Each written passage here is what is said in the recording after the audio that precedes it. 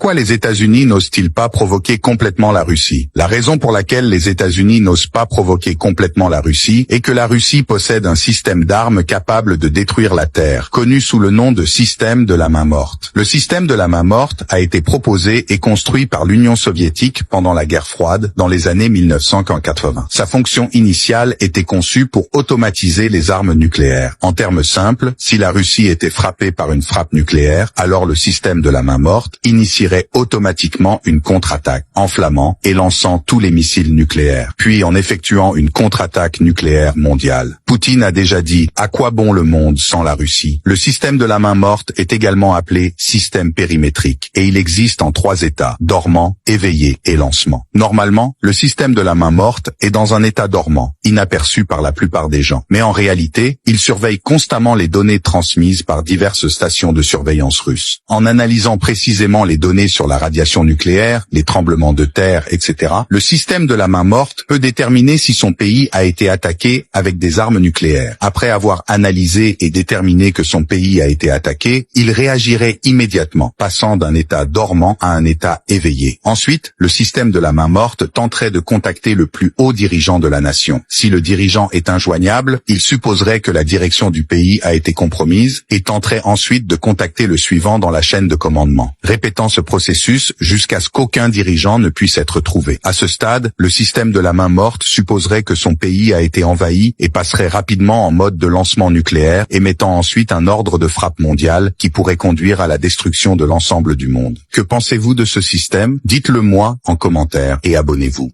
Malheureusement, nous voyons que après les discussions, nous voyons que en Ukraine, les personnes ne sont pas prêtes à trouver des solutions pacifiques. À mon avis, la cessation des combats n'est pas possible parce que dans ce cas, on disparaît le prétexte de l'état de guerre.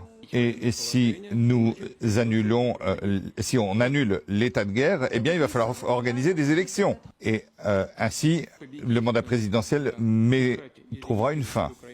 Et du coup, il y a des problèmes de légitimité.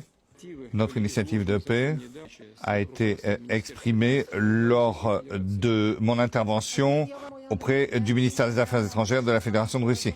Sa réalisation permettrait de cesser les combats et d'entamer des négociations. Ce ne doit pas être juste pendant la période d'une cessation temporaire du feu, des combats. Il ne doit pas y avoir de pause utilisée par les Ukrainiens pour restaurer leurs pertes et se refaire. La Russie est en faveur qu'une fin définitive soit mise au conflit.